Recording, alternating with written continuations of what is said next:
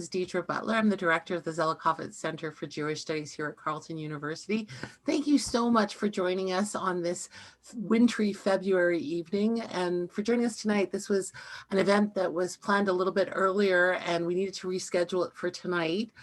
And it's really quite fitting that it's tonight because some of you will have seen that we made an announcement today that the group of volunteers who formed the Center for Holocaust Education and Scholarship at Carleton University are going off on their own, and we're really proud of them. And we hope that this will mean much more Holocaust education and scholarship here at Can you continue with it? Huh? And if you cut it, then you can get No, they wouldn't. Michaela, maybe you can mute anyone who's not on the panel, please. Thank you. So without further ado, let me introduce our speaker for tonight. She is Dr. Rehee Dasgupta, who is a part-time professor at the School of Conflict Studies at St. Paul University here in Ottawa. And she's also a Zelikovic Center affiliate. And we're very proud to have her as part of the Zelikovic Center family. Her research interests are in the areas of Jewish identity, Israel studies, and Holocaust education. And she's been a fellow at the U.S. Holocaust Memorial Museum in Washington, D.C., as well as the Summer Institute for Anti-Semitism and Global Policy at the University of Oxford, and an EHRI fellow at the Institute of the Holocaust, and I don't have the rest of that. So maybe Rehee can tell us what the last one is. Welcome, everyone. Our plan is to have Rehee speak for about 20 minutes, and then we're going to have a rich conversation with her, and I'll be moderating those questions, and I look forward to our conversation. Without further ado, Dr. Dasgupta, thank you so much for joining us tonight. Thank you so much, Deidre, Susan, and Michaela, and everyone else at the center for having this talk. Am I audible enough? Is this good to go? Yes. All right. Okay. Thank you for the kind introduction as well. So just to begin with the talk, that I'm blending in very contemporary issues with which are responding to the long drawn contested memory of Holocaust, right? So I would just, for those who are not really familiar with the term cosmopolitics, talk a little about what it means. Briefly, it is an engagement with cultural politics with a larger goal in sight. And of course, it is typically containing certain understandings of varied national prejudices with or without engagement, but various understanding of national prejudices.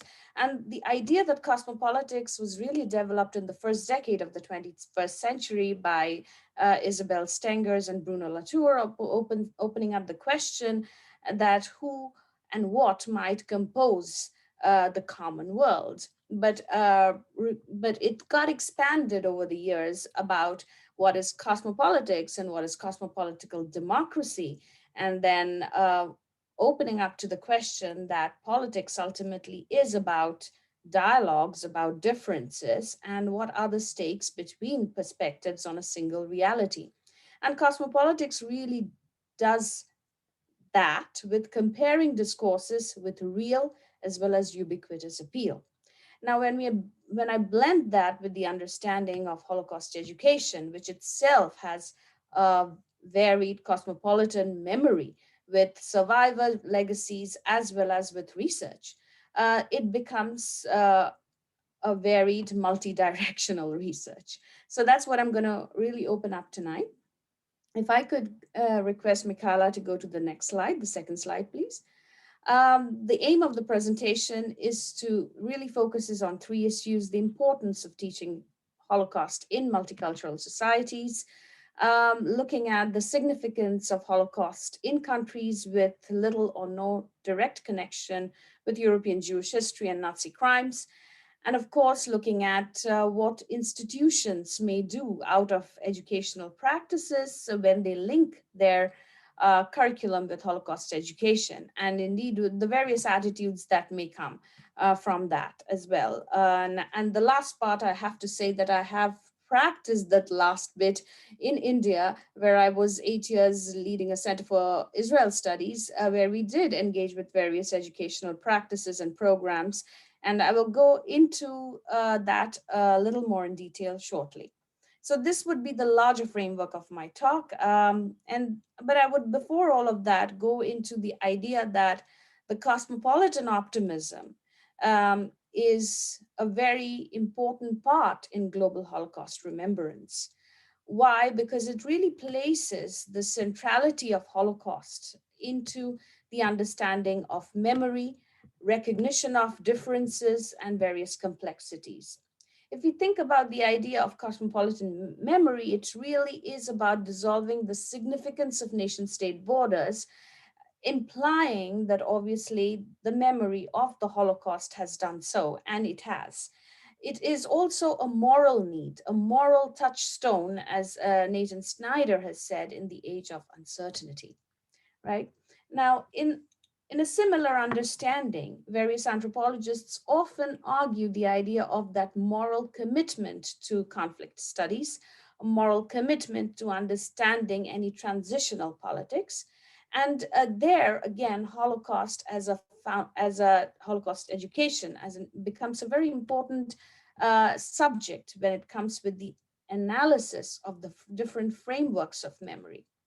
But also another interesting question when we think about cosmopolitan understanding of the larger picture is, has the development of this education, field of education, Holocaust education, succeeded in dislodging, while understanding the Eurocentric framework of it, but has it also dislodged the Eurocentric framework in rethinking memorialization, in teaching, and looking at the various episodes of mass violence in the late 20th and into the 21st century? But it really is a theory of the 21st century. So it kind of probes into the dynamics, the challenges that are faced by various episodes of mass violence in the late into the 21st century. And it also opens up an important question of not only Holocaust memory, but that of the post memory. And while I discuss that, I would also like people to look at the third slide, please, Michaela.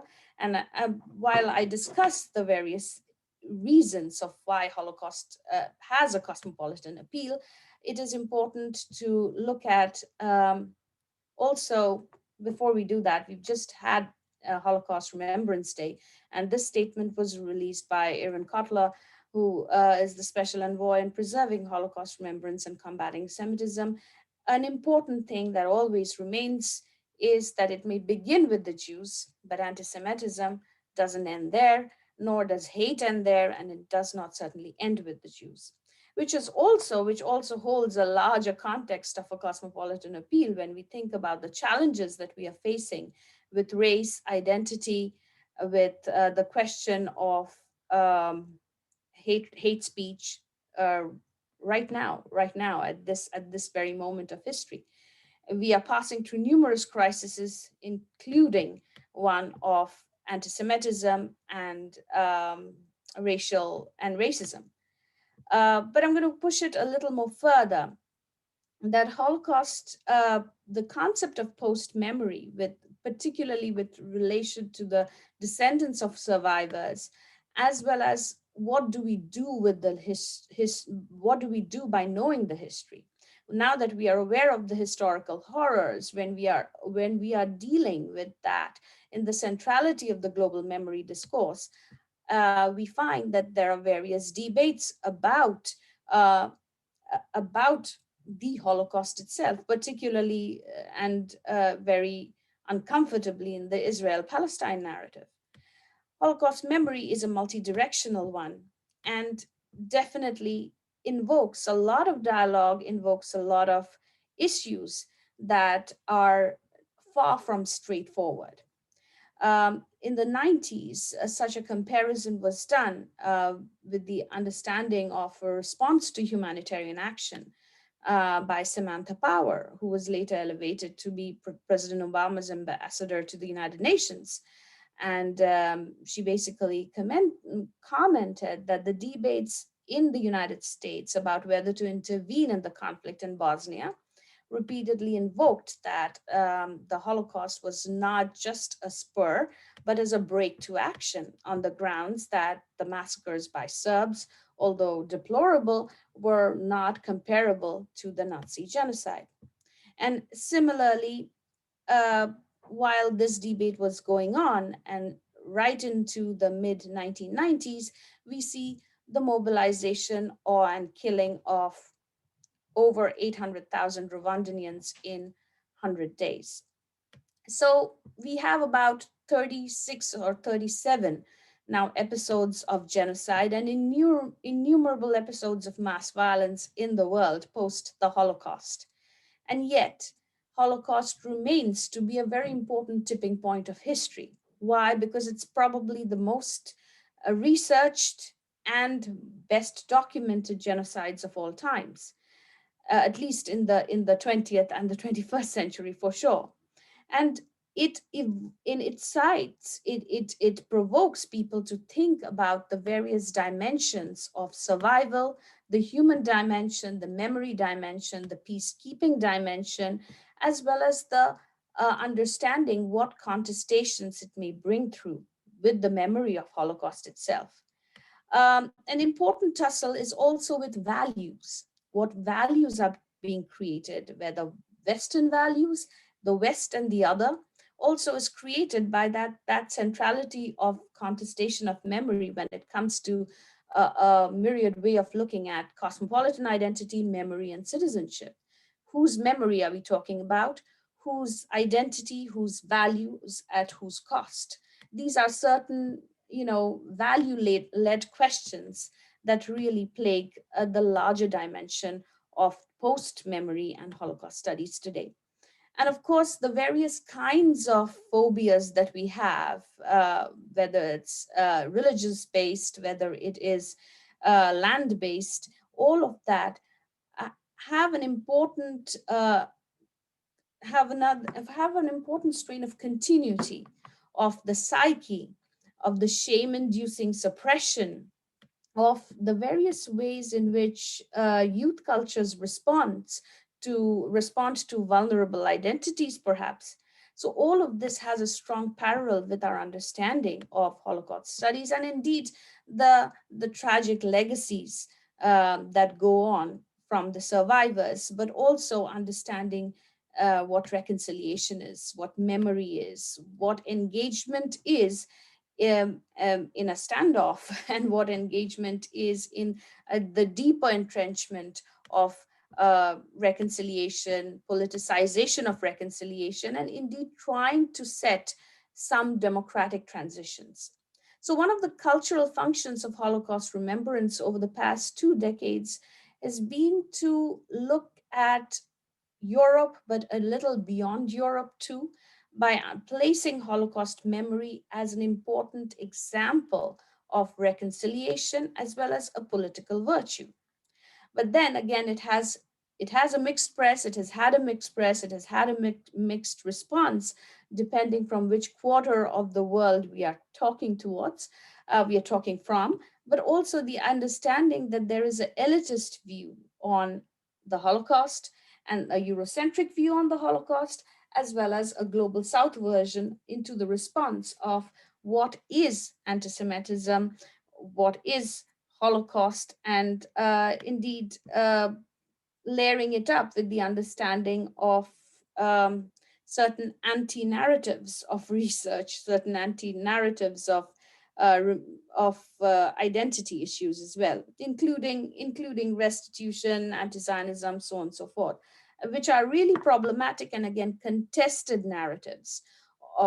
Yet Holocaust remains at the backdrop of a very important field of study, a soil of a bitter past, but a very important past that opens up important dialogues. When we look in, if you could move to the next slide, please, which is really opening about what are the issues here when we think about Holocaust and cosmopolitics. Of course, we're talking about cosmopolitan memory, memory of the legacy of survivors, and also the research that comes out of testimonies, of processes, of history, of conflict studies, and also about the understanding of how multicultural societies respond to trauma.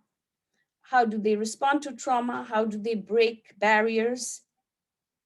Another takeaway from Holocaust studies, in a way, it would influence, and it does influence conflict studies, is also how diaspora would remember such events in their societies, because Holocaust gives an important platform and template to looking at memories, preserving testimonies, and creating the real dimensions of the events that occurred. Holocaust also opens up important questions related to victims, perpetrators, and bystanders, which various societies, in their own ways of remembrance, are emulating and responding to their societies if they have indeed turned into a post-conflict one. The key aspects of a post-conflict society is about creating the culture of remembrance. Now, it may not be a Eurocentric sort of a remembrance, but it is remembrance that is relative and very particular to that society. There is also a challenge with the unglorious past. For most societies in the global south, it is all about keeping the past pretty much under the rug while the nations move on forward. But then there are some societies that are coming to terms with the past, and much of it is Holocaust offers a template to addressing transitions, whether it's political, whether it's generational, whether it's cultural. Um, Holocaust narratives offer absolutely foundational understandings of what remembrance can do, how to set the national narrative of interpreting that violence, and indeed responding to any intractable or continuing conflict. Yes, it is certainly very contested with the Israel-Palestinian conflict.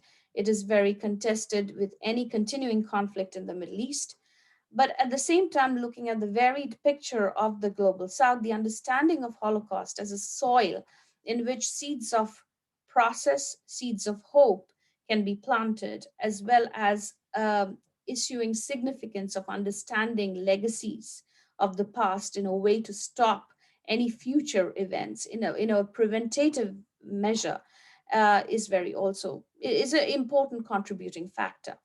When we think about post memory, we also have to think about that remembrance, when it turns into mainstream practices of teaching and learning and pedagogy.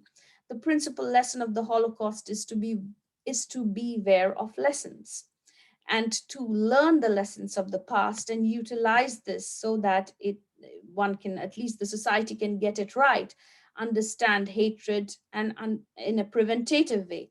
And it's a legacy of the Holocaust to not only recognize, but to acknowledge the past injustices. Of course, in the present situation, as we speak, acknowledgement is also a contested a variety in this world, and I'll come to that a little later. But just to say that Holocaust memory is a very contested terrain. But it serves a purpose. It does serve a purpose for those who are willing to engage with civil society, who are willing to engage with democracy and democratic values, and of course understand that Holocaust education is a very powerful and multifaceted presence in today's world. It also talks about problematic directions that a society may uh, steer forward, and it gives certain very important caveats for educators to understand that knowledge is not only power, but it is also about awareness and healing. So if we move on to the next slide, please. I think as we speak, we are going through certain various interesting response of a country that was that had the Holocaust in its own fields, but also this is an important reminder to all of us. You have here on the slides two statements, one of the IHRA chair, Michaela Kökler, about what is going on in Poland right now and about academic freedom. And it's that the Holocaust is about encouraging all dimensions of the violence and study of Holocaust, but also it's about allowing countries to openly deal with a problematic historical record. And yet we have the response from the Polish government as we speak right now, which is, and the court's decision was simply to, it's a civil case brought against um, well, when the academics made a point about Poland's role in the Holocaust, the state completely denies it. And as a result, there's a problem of history, recognition of problem of history, as well as a problem with academic freedom. And at this juncture of history, at this point where we are today, it is certainly a serious attack on free speech and open research. Uh, every country has a complicit past. Every state is an outcome of war. The more we acknowledge, it becomes power, it opens up grounds for healing. But it is also important to understand that through the grounds of acknowledgement, one can build new discourses, whether it's the discourse of democracy, whether it's the discourse of human rights. Um, and if we go on to, and by the way, it involves one of the professors from the University of Ottawa as we speak, who has written extensively on Polish Jews and is a historian. So this is that really brings into question about, you know, legitimate knowledge, research, and the question of remembrance and the consequence of not acknowledging the past. For the Global South, if we move into the next slide, for the Global South, we have interesting nuanced understanding of differences. What race is in the West, class can be, gender can be for the Global South, caste can be, class, gender, all of that. So if we do not understand what recognition is, if we do not understand the very food for thought that Holocaust offers, but also such research into conflict offers, there is danger of forgetting.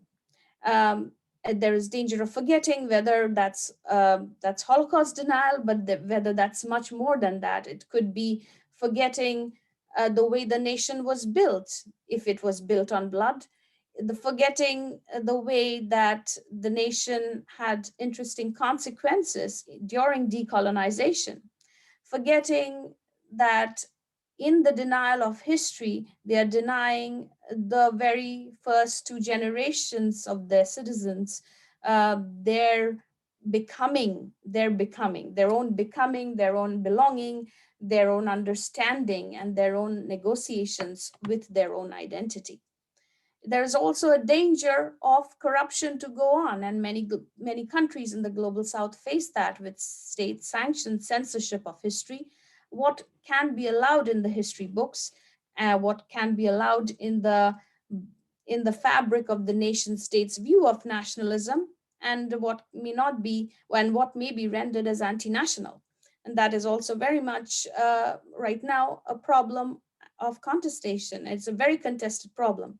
And then you also have state sanctions incitement to hate, whether that's a leader doing it or whether it's the entire regime doing it. And we've had this over and over again, and not to, and including the recent past with our neighbor in the south, and it has made a tremendous impact on entire democratic framework and responses within North America itself. And also the understanding that Holocaust education and any conflict studies is about creating a response to indifference, because hate, as we all know, as Elie Wiesel famously says, that hate, the opposite of love is not hate, but indifference. I think indifference creates ignorance, and indifference creates, if a society is based on that, then a society will have wars, a society will have continuous conflicts, whether it's race, caste, and differences of gender, and including a tremendous non-recognition of the violation of human rights. And that we also see, very much dynamically and unfortunately so in many countries of the global south. It's also about responding to what is democratic, what is constitutional, and understanding what constitutional values are for the citizen to empower the citizen. Speaking truth to power, we know that many countries in the world are democratic, but perhaps speaking truth to power becomes a luxury, and also an interesting, not only a luxury, an incredible place of threat, where academics, students, journalists today are put behind bars for speaking truth to power. And so this is an interesting also dynamic to understand bystander politics of the bystander, and understanding that political betrayal continues its chain in different contexts. And we do see such deep research, such thick research of description from the Holocaust, and that kind of has almost such political betrayals in all the contexts of the global south seem to have pretty much a domino effect when it comes to threat, lynching of minorities, when it comes to any kind of phobia related to a kind of identity. And ultimately, this also is a huge aspect in refugee studies right now. So creating the informed citizens becomes a very important part. If you move on to the next slide, please. So what do I really mean about Holocaust education in the global context? It is for the non-Eurocentric world, but also for the global South, and for people who are trained in the West and they go back to their respective countries in the global South, is to stop relegating and distancing Holocaust education as a European problem only. Because really, it is not. It is a problem related to human rights. It is a problem related to hate. It is a problem that cannot be just relegated and distanced because it doesn't happen in someone's immediate geopolitical surrounding, because this keeps repeating in history. This does keep repeating in history. And if we relegate the understanding of the Holocaust and relegate the understanding also, or distance the research related to Holocaust as something that the West is obsessed about or just a European issue, then there are muddled understanding. The muddled understanding related to the contested memory of Holocaust between the Israel-Palestine violence, also equating various forms of anti-sentiments, anti-Semitism, anti-Zionism, and and we can discuss this during question and answers related to the question of anti-Zionism and feelings towards Israel. So it's like overlapping a tragedy over with the other and creating even more problems to do with survivor testimony, survivor memories, and legacies. And ultimately, curbing the peace process, or at least curbing or being an impediment to an understanding of coexistence. And of course, the larger problem, which I have faced myself while promoting an Israel studies program in the global south, is the problem of the global left, the anti-Semitism of the global left, which is very much based in the rights discourse, and at the same time doesn't understand that violation of human rights has a universal appeal. So that's an interesting thing to have in this world, as much as we have the right-wing narratives. And also it's important to open up the comparative understanding of Holocaust education and any other conflicts, any other geopolitical conflicts, which opens up the need for academic freedom, opens up, because not everything is a genocide, not every episode of conflict is a genocide, there is a legal process to it, but that mass violence and human rights violation in intractable conflicts, in conflicts that are one of a kind, um, can result in a range of social prejudice that can affect generations after generations. So, to take that understanding once again from Holocaust research, from Holocaust education, is imperative to curbing such understandings of social prejudices, but also to recognize complicity. When does the state become complicit? When does the regime become complicit? And what to do in that process? Mere protest doesn't do. It's really about education. It's also about bringing in the dialogue of civil society. In a post conflict situation, irrespective of which part of the world we are talking about, there are problems related to reforms today, the problems related to elections today. There are many democracies in the world that really have certain sham processes related to elections, and also very problematic religious leaderships who may direct people in certain lights, which may not always be true towards social justice. An important thing with many places in the global south is how soon sites can be moved away, how sites can go away, how history can get overlapped into a kind of consumerist hope. And that is really problematic when it comes to, why do we learn history, and why shouldn't we know what the past is, and how one needs to connect sites, history, and memory to form and inform a cultural identity, which will empower. Once again, it's empowering citizens. It's not about disempowering growth. It does quite the opposite. And again, the adoption, I mean, this has been very much in social media lately, is which universities in the West, in Europe, in at least, let's say, elitist universities everywhere, how many of them are really adopting this definition of anti-Semitism?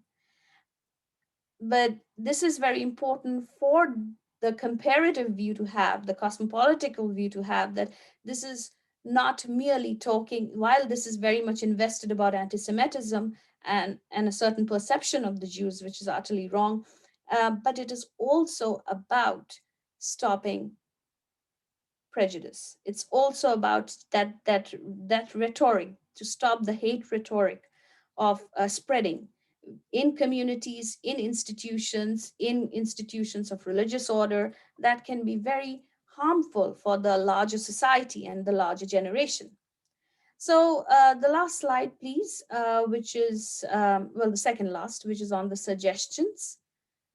Um, so the last slide here really talks about what I submitted to IHRA in one of their meetings in Lucerne in 2016, was to create the importance of creating a cosmopolitan awareness of Holocaust education by creating more educators. And I know there are various teaching learning programs that open up various aspects of Holocaust education run by museums, run by institutions, and I myself have been a part of many of those in Amsterdam, in the UK, in US, in Israel.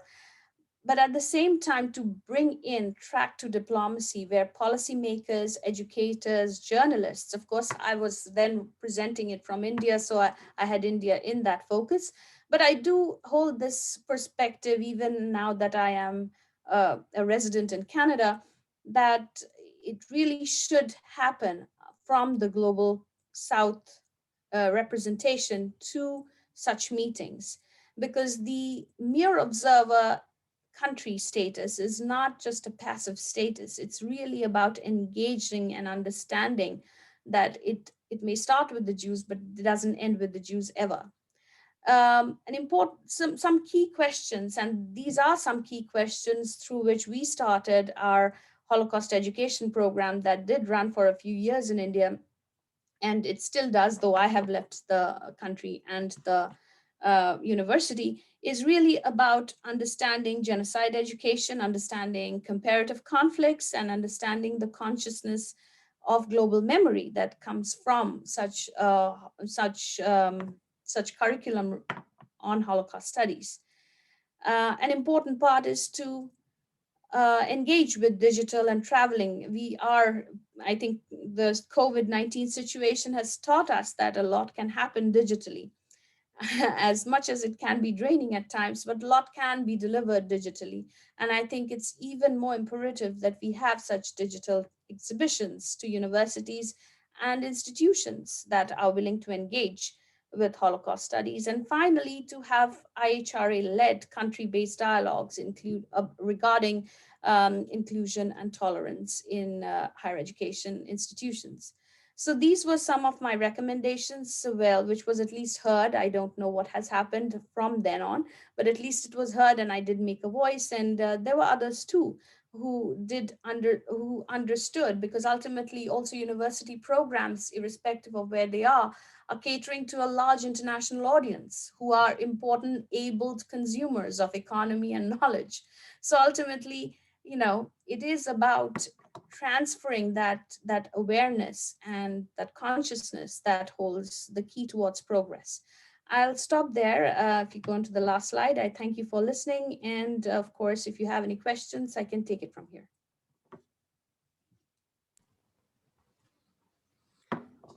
Thank you so much for such a thoughtful and wide-ranging talk that is unfortunately only too topical today.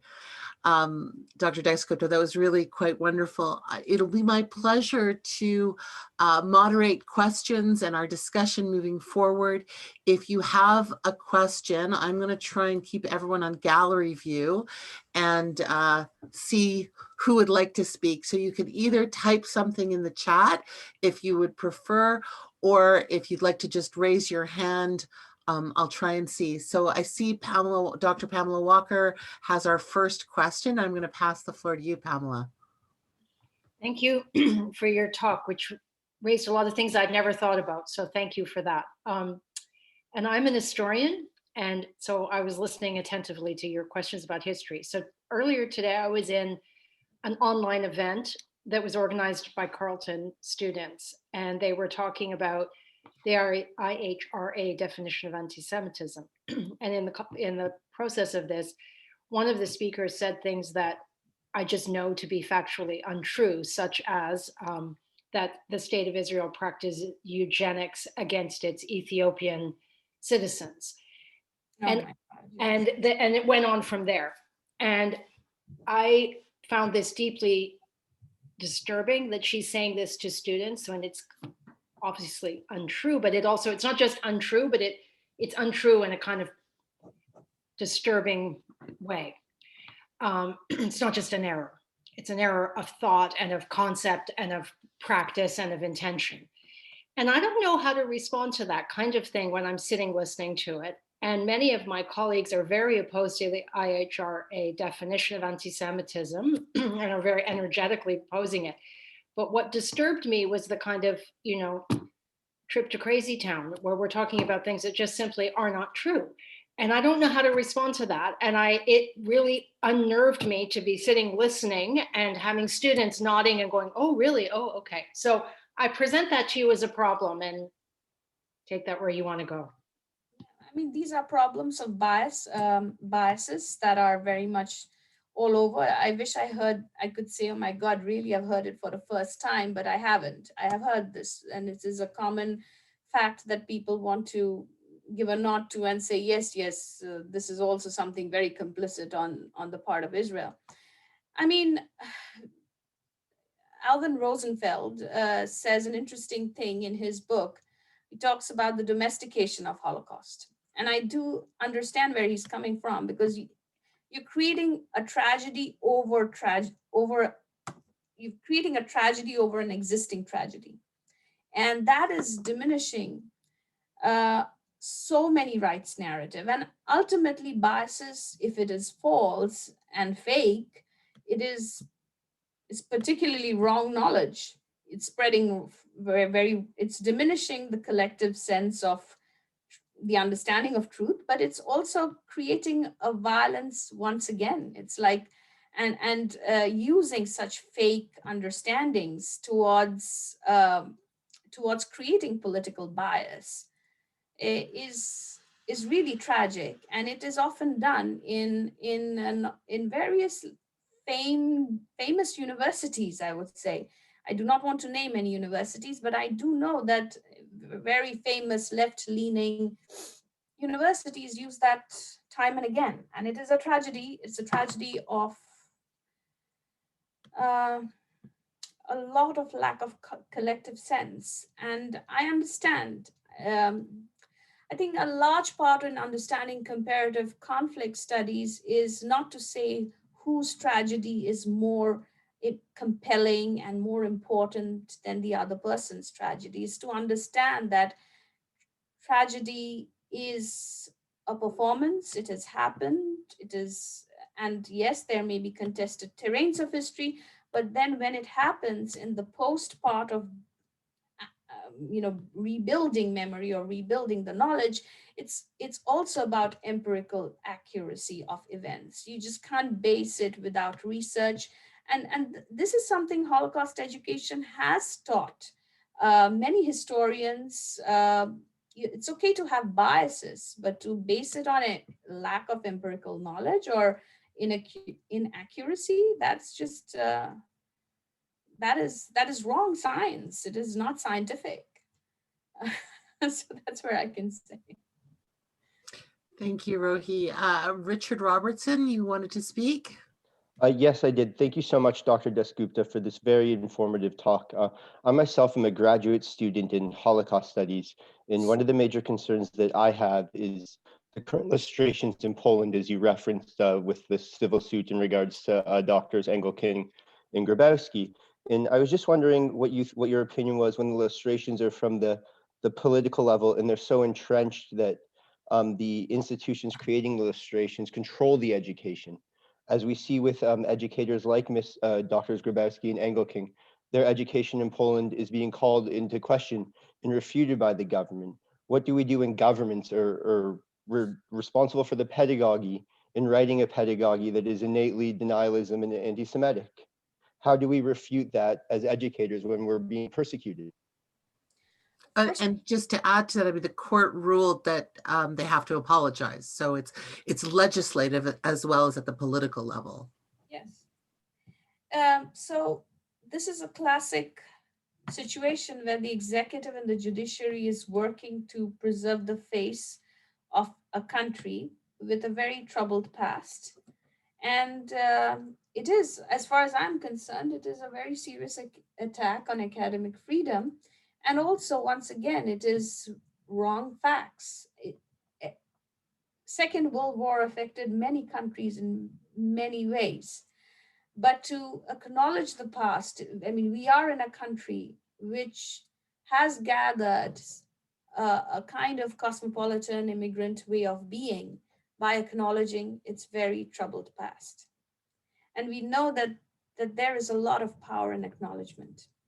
And when that goes wrong, because of a biases of a political regime, it becomes very problematic. And at the same, it really becomes, you see, the principle of Holocaust education is to become aware of lessons, is to become of what is the nuanced way of getting it right. And it offers a moral lesson. It offers a moral lesson in history. And if that is completely overlooked, then such political regime is denying practices of remembrance and pedagogy to begin with. Poland particularly has had in the last few years problematic responses towards the question of the Holocaust, of Holocaust memory and Poland's own role in the Holocaust, which again, it astonishes me that we are in the 21st century still talking about it after so much has been written, preserved, and so impeccably preserved and written actually. So this is appalling. This is This is a complete lack of um, understanding towards free speech and academic freedom as far as I'm concerned. And yet what can be done about it is, it cannot happen through track one diplomacy. We can't go into a country's sovereign executive leadership and say, you guys need to change things. We can't do that. But the one way to do it is to have track two diplomacy of bringing in people who are willing to speak about it from within the country. And to engage. And yes, it may incur some degree of threat there. I have no doubt about it. It's easier to say it from comfortable Ottawa. It's very difficult to say it from there. I understand that. And in many things in the country of my origin, if I do speak openly, would be rendered anti-national. Yet I would be saying on the discourse of the human rights. So yeah, such is the situation. Thank you. We have another question. Forgive me if I pronounced your name wrong. Shauna Benjamin. Hi. Hi, Rehee. Hi. Hi. So the question was, I'm an artist and I get invited pretty often to liberal arts colleges and other universities to speak. And ever so often, I have been warned by the inviting professor that, there might be some students in there on campus who are um, extremely left-wing enough to kind of just blatantly be able to ask me and come to uncomfortable questions about the Jewish content in my work. And then, without reason, just link my Jewish content to Israel, whom they think as a perpetrator. I have dealt with sometimes situations like that. And so it's just very intriguing for me to be able to ask this question as to, Rehee has answered the question about how this can be dealt with, but more so, how can we deal with this situation on campuses? Because younger people have this sort of bias, and professors then don't do anything about it except caution the person to just be careful about uncomfortable questions, when there is nothing in my work that suggests that, I am proposing anything that is going to be against anybody's belief. But even then, it is sort of just assumed just because of the content of the work being Jewish and therefore linked to Israel. So what can be done more on campuses is my question too. I think an important understanding is to understand that the notion of things Israel or things Jewish have specific context in which one has to discuss the problem in a particular context. Context is the key in one word. But also rights discourses, whatever be the rights discourses, if one is talking about whoever's right, even if we are talking about anti-Semitism, uh, that is a problem set in a particular context. As I said, every country has had a complicit history, and every country has a problematic past. No country is without that. But to use that as an extended way to lynch uh, a country in a most generalized way is deeply problematic. Uh, the same way, and I would add another layer, the same way it is to praise a country, overgeneralize a situation and praise a country and overlook its complicities on its own citizens. Mm. It happens. I'm not naming any countries, but I think everyone can understand what I'm trying to say here.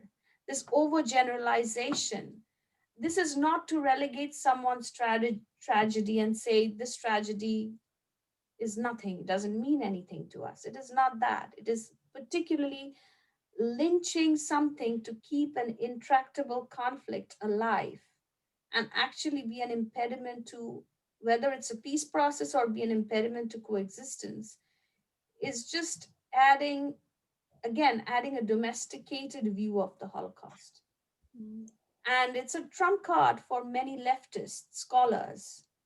I do not mean disrespect, but it's a trump card for many leftist scholars to become popular multiculturally. And that is also very, very problematic when we think about validation within academia.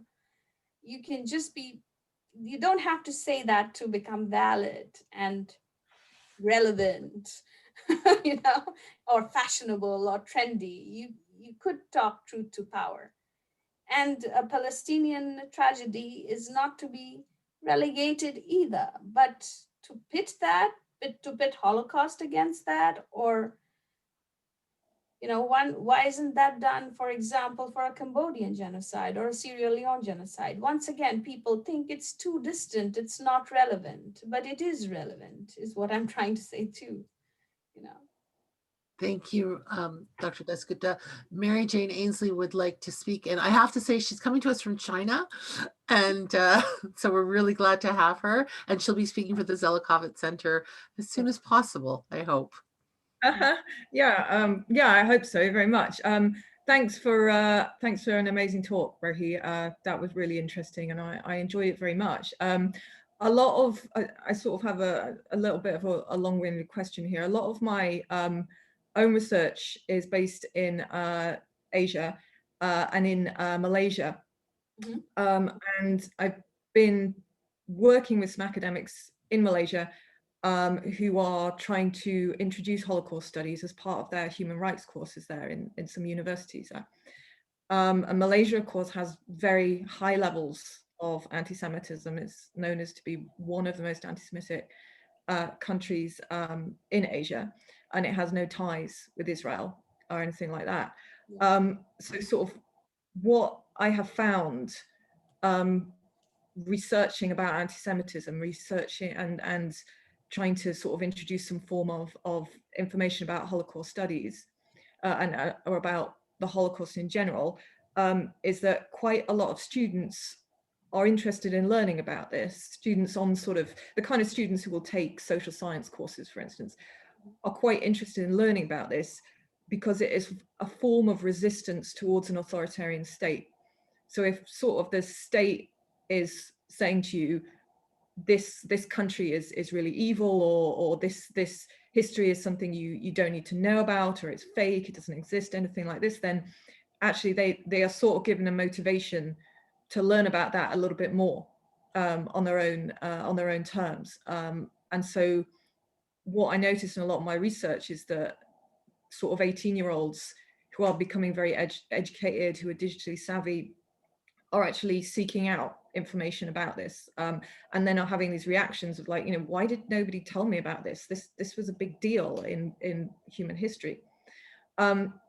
When I've sort of given talks about this in Malaysia, which is always sort of kind of under the radar a little bit and has to go under the rubric of sort of human rights, then it has a sort of immediacy in that part of the world because of the human rights abuses that are taking place right then. So it's kind of less about the issues you were talking about remembrance of the past, and there's more of an immediacy right now in that human rights abuses of refugees in particular are happening right now. And with the genocide against the Rohingya in Myanmar, that sort of has become more and more urgent, given that Malaysia doesn't actually recognize the Rohingya refugees, and also is treating them very, very badly. So I was interested to move it forward to a question. I was interested when you started talking about the connection between, I was less interested in the memory section. I was more interested when you started talking about the connection between refugee studies and Holocaust studies. Could you mention that a little bit? And maybe there are like some kind of case studies as to how this has been maybe used to actually benefit a situation that is occurring in the actual here and now? Well, in 21st century, I mean, certainly UNESCO has certain papers related to educators and the role of educators who are aware about the Holocaust going in their respective countries to do this whole study of cross-conflict study, or even study of political violence. I think I would answer this question in this way. When one goes to address anything related to the Holocaust in a country where where Nazi crimes was not an issue, or the history was completely censored. I think one has to begin with the understanding of what is violation of rights. I mean, Malaysia, before even one goes into any kind of Holocaust research, there's so much political violence in Malaysia. There's so much gender bias in Malaysia. The recognition of that is there, but it is very, very restricted. It is even suppressed. To understand that that is also very problematic, to recognize that political violence is also a layered narrative. That is a first call for understanding what is violation, what does dehumanization mean, what does persecution mean, from when does an identity start getting persecuted. These are universal questions. And then the larger question of the discipline is how to connect the plea of refugees. There's a universal human condition of the plea of refugees. And how do we respond to that in the 21st century, where information and knowledge travels far too fast than it ever did in the 20th? So I think that is an important way to begin engagement with Holocaust studies as well. Sorry, what was the second question? It was kind of only one, but I think you kind of answered that. I Sort also of the say about go on. it's also a question of values. As I said, it's a value-laden subject when it comes to the post-memory. Why I went on to say about memory was it's a value-laden question of Western values versus other values. As if this is a unique thing that happened. Yes, it happened in the West, in Europe, but at the same time, that doesn't mean it could not happen, and it will not happen in any other place. And it can ascribe. It can. Sorry. I'm just saying that it can have various various targeted population, but it could happen in the very same way or even more brutally. Just to say that the faces of victims may change, but the processes can remain very much alive and very much compelling. And that is the important recognition to have, I think, when it comes to teaching Holocaust anywhere else than Europe, Canada, and US. Is there a problem when you talk about the universalizing of this, which I completely agree with and stuff, but is there a potential problem that when you start to make this universal, then it opens up the potential for the overlapping that we were talking about before with things like the Israel-Palestine situation, this sort of comparative element that is not helpful and that will be used for basically discrediting in many ways? Problems of overlapping 100%, but also it opens up very uncomfortable discourses of national history and what happened in the past of the country, what happened to the country's individual past. Would those be memorialized? Would such survivor testimonies ever be taken?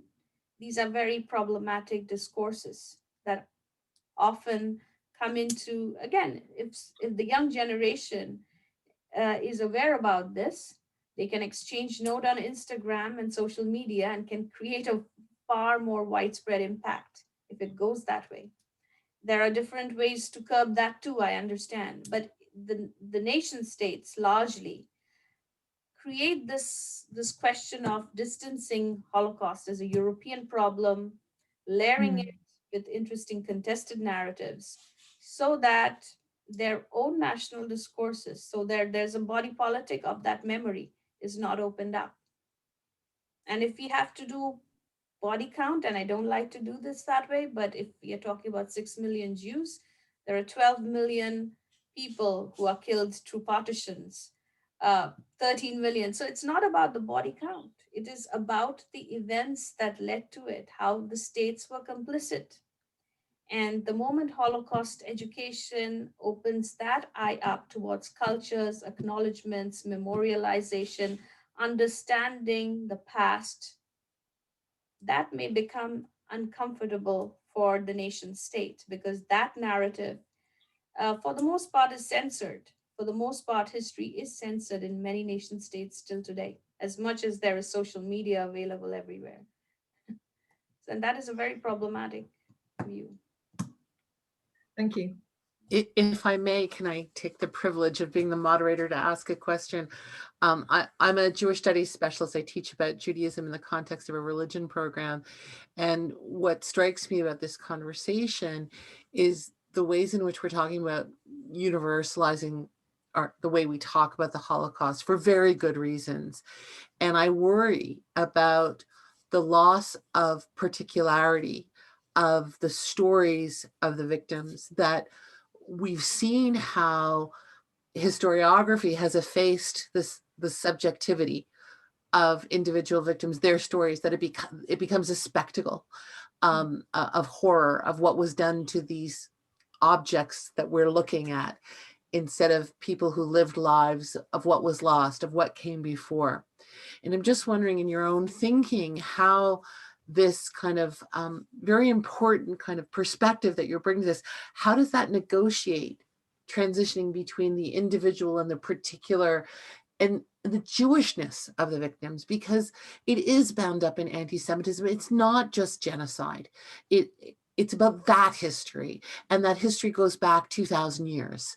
And how do we work through that while still doing the other things that you're trying to do in a substantive way? It is to understand that, it is to understand how anti-Semitism happened in the first place. Who were the victims? Why were they considered a threat? And also the processes that links to the Holocaust. What I'm trying to say is there's a lot of power in knowing that particularity, because that can get mirrored into, not universalized, but mirrored into understanding other conflicts. And also those particular victims can get their due dignity as a result of that. It's not about not recognizing Jewishness, it's actually recognizing what can happen to a minority culture when it poses certain threat perceptions, and what and it and what it, to what extent, to what extreme such things can go into. And when such knowledge of particular testimonies, we have museums who open up such testimonies today to the global audience. And it's very important for educators to use that and open up also certain stories of barters, negotiations, tortures that went up in their own countries. And that would be, it's not to say again whose testimony should be heard more or who should get more preference. And it's about hearing, it's about learning to listen and acknowledge the past.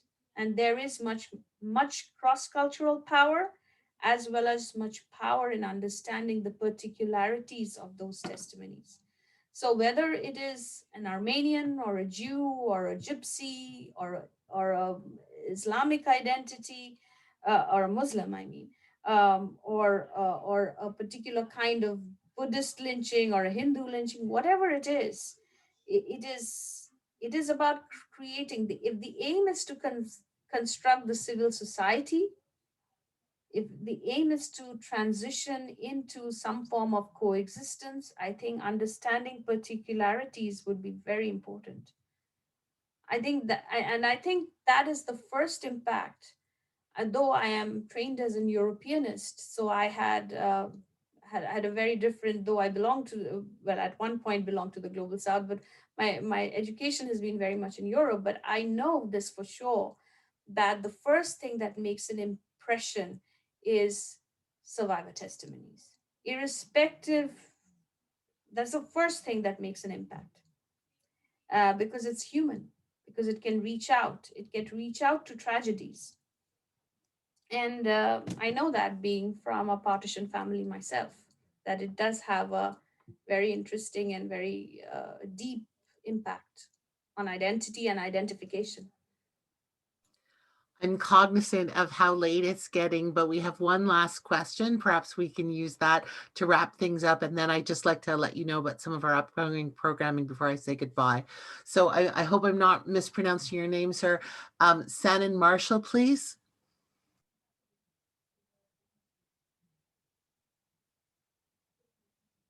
You're muted. Mr. Marshall, you're muted.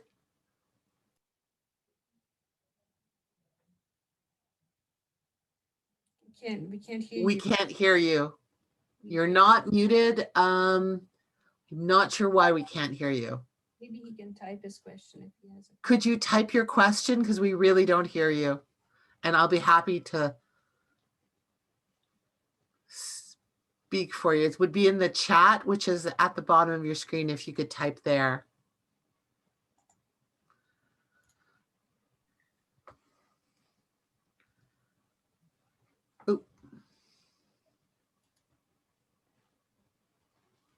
Can I just say Sanen is one of the academics in Malaysia Oh. who allowed me to come and talk to his students about Holocaust education. So I suggested, I sent the advertisement to this talk to him, and I'm really glad that he attended it. I know that the Wi-Fi in East Malaysia is not very good. Well, I'm so glad to have you here. I'm not seeing a question in the chat. Is anyone seeing him type? I would like to just share while he types the question is about a conference that we have collaboration. We actually have the question. Do you mind, Rehee? So he's saying, how will you reconcile contemporary Palestine with historical Holocaust? I think again, it goes back to the question of why equate Holocaust with the question and the problem of Palestine. Two are very separate but important issues, and they have their own tragic pasts. I do not want to pit this question, which is popularly done, and I acknowledge that it is popularly done, without understanding the context of the problem through which the legal and the geopolitical problem that still plagues the Israel-Palestine conflict. But if we are looking at 1948, it has a very deeper understanding of history. It's just not a simple ousting of 418 villages, as much as tragedy is tragedy, and I'm not going to pit one against the other. But I do not understand how Holocaust, a tragedy that happened at a very different level and has contributed so immensely towards international criminal justice and conflict studies, can often be overlapped with the problem of Palestinians. As much as I recognize the importance of Palestinian human rights, and I do not undermine displacement of people at all. This is how I will leave it at. I just wanted to share a link with people, which is it's an international conference we did on mass violence and memory. We in the university that I did teach for the last 8 years before coming to Canada in 2019, in India with the United States Holocaust Memorial Museum and other partners. We did this opening up comparative perspectives on comparative conflict perspectives, and Holocaust also featured there.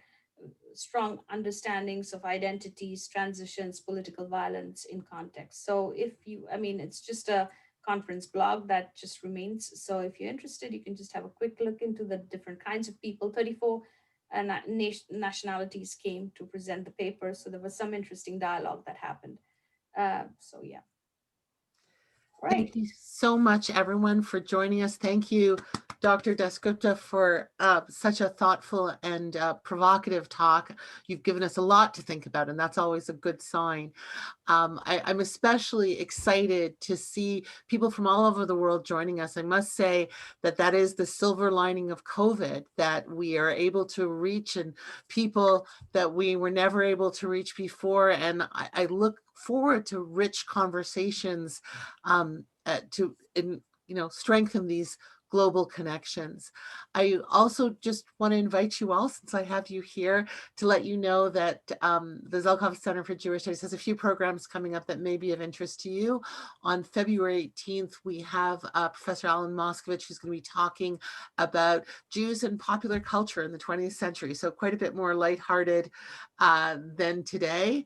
And also we will be talking again about difficult history on February 23rd with our panel discussion of the film Shared Legacies, which is about African American Jewish civil rights alliances in the US.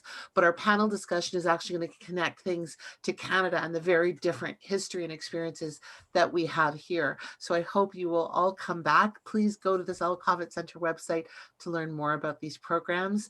And thank you for joining us. Good night, everyone. Lalajo, thank you very much.